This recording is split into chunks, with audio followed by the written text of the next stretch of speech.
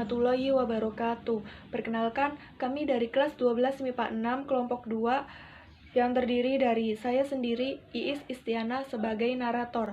Kedua, Putri Rizayanti sebagai Dewi Taranga. Ketiga, Agung Ramadan sebagai Maui. Keempat, Muhammad Rian Alfarizi sebagai nelayan. Kelima, Vina Arnitasari sebagai istri nelayan. Dan yang terakhir, Noviana Vivi Alfiani, Diana Kristina, dan Mu'alifah sebagai saudara Maui. Di sini kami akan membawakan drama cerita rakyat yang berjudul Asal-Usul Selandia Baru. Selamat menonton! Di pulau Polinesia, Dewi Taranga menikah dengan salah satu dewa di sana. Ia sangat bahagia karena memiliki banyak anak yang tampan dan kuat. Tak lama kemudian, Taranga melahirkan anak lagi. Namun, kali ini anaknya itu terlihat begitu kurus dan sakit-sakitan. Anak ini ia beri nama Maui. Taranga sangat menyayangi Maui, tetapi orang-orang terdahulu bilang bahwa anak yang sakit-sakitan harus dibiarkan di luar. Alhasil, suami Dewi Taranga kini tak memedulikan Taranga lagi. Taranga pun menjadi bingung apa yang harus dia lakukan. Dengan terpaksa, Taranga membawa putranya keluar dari rumah. Dalam kegelapan malam, Taranga menggendong Maui sambil membawa tempat tidur yang terbuat dari rumput laut.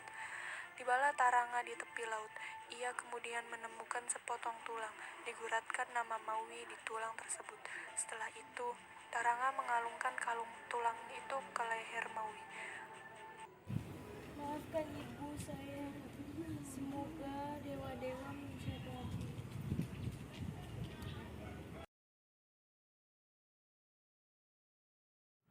Taranga lalu kembali ke rumah. Makin sedihlah hati Taranga ketika mendapati suaminya yang telah meninggalkan dirinya dan anak-anaknya. Taranga menangis di sudut kamarnya, memikirkan bagaimana keadaan Maui yang telah ia biarkan terapung di lautan. Sementara itu, seorang nelayan menemukan bayi yang terapung. Didapatinya namanya Maui dari kalung tulang yang tergantung di leher bayi. Maui, nama yang indah. Kamu akan menjadi orang yang hebat dan kuat. Nelayan itu sembari menggendong Maui dan membawanya ke rumah kecil miliknya. Nelayan tersebut dengan senang hati merawat dan menjaga Maui. Sesampainya di rumah, nelayan tersebut memanggil istrinya dan memberitahu bahwa ia menemukan bayi terapung di laut. Bu, ibu, lihat bapak menemukan bayi ini terdampar di laut. Astaga, bagaimana bayi ini bisa terdampar di laut? Malas sekali bayi ini, Pak. Entahlah bu, sepertinya bayi ini dibuang oleh orang tuanya. Bagaimana kalau bayi ini kita jaga sampai ia dewasa? Baik, Pak, kita jaga ia sampai tumbuh menjadi orang baik. Tak disangka, Maui tumbuh menjadi pemuda yang gagah dan kuat. Maui pun pemuda yang Pak, berperangai terima baik. kasih Sedari kecil, Ibu ia dan sudah Bapak diajarkan banyak telah hal menjaga termasuk dan merawatku. memancing agar Aku mendapatkan tak akan banyak ikan. melupakan Sambil jasa-jasamu. memeluk Maui Ya, dengan Nak, penuh kasih Ibu bangga sayang, sama kamu. nelayan itu berkata, Maui, kini kamu sudah dewasa. Saatnya engkau bertemu dengan kedua orang tuamu. Perasaan sedih masih menyelimuti Maui saat berpamitan dengan nelayan yang baik hati itu. Maui lalu memulai perjalanannya untuk menemukan orang tuanya. Jalan yang harus dilewatinya adalah laut yang panjang dan membutuhkan waktu cukup lama untuk sampai di tepian laut. Sesampainya di tepian laut, dia melanjutkan perjalanannya melewati hutan-hutan. Tak lama kemudian, dia melihat rumah berjejer. Saat itulah Taranga berada di luar rumah. Melihat kalung yang dikenakan Maui, ia pun langsung menghampiri Maui dan memeluk putranya yang selama ini ia rindukan. Kamu adalah putraku, putra yang selama ini aku cari. Berarti kamu adalah ibuku yang kucari. Iya, Nak. Ayo kita pulang ke rumah ibu. Ya bu. Taranga kemudian mengajak Maui masuk. Sayangnya saudara-saudara Maui tak menyukai kehadiran Maui. Mereka pun membuat rencana jahat.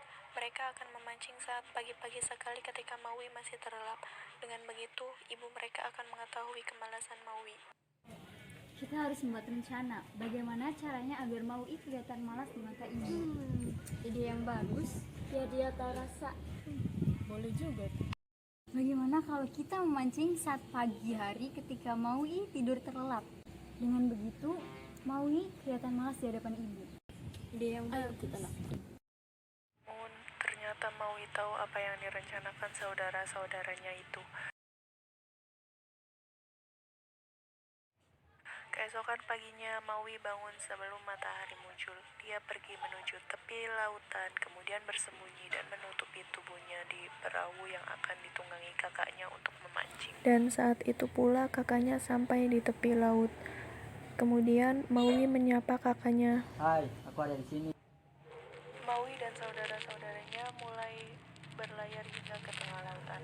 Saudara-saudara Maui ingin Maui memancing lebih banyak karena mereka berpikir bahwa Maui adalah anak yang pintar. Akhirnya Maui melepaskan kail ajaibnya ke tengah laut. Sesaat kemudian ada yang tersangkut di kailnya. Maui dan saudaranya pun menarik kail itu dengan kuat. Oh alah, ternyata Maui mendapatkan sebuah pulau yang sangat indah dan besar. Jika dilihat dengan seksama, pulau itu berbentuk seperti ikan. Saudara-saudara Maui pun berebut ingin mendapatkan bagian dari pulau itu. Mereka bahkan mulai berkelahi. Sayangnya, akibat perkelahian tersebut, pulau itu perlahan retak menjadi dua. Saudara-saudara Maui yang sangat ketakutan dengan kecerobohan yang telah mereka lakukan, mereka pun segera pergi meninggalkan Maui sendirian di pulau itu. Namun, Maui justru melepas kepergian saudara-saudaranya dengan tangan dan senyuman. Ya, Maui telah membuat pulau baru yang kini dikenal dengan nama Selandia Baru. Pulau yang indah akan kuberi nama Selandia Baru. Pesan moral dari dongeng legenda singkat ini adalah jadilah anak yang berguna. Anak yang berguna akan selalu dikenang dan dikenal. Tamat. Sekian, terima kasih.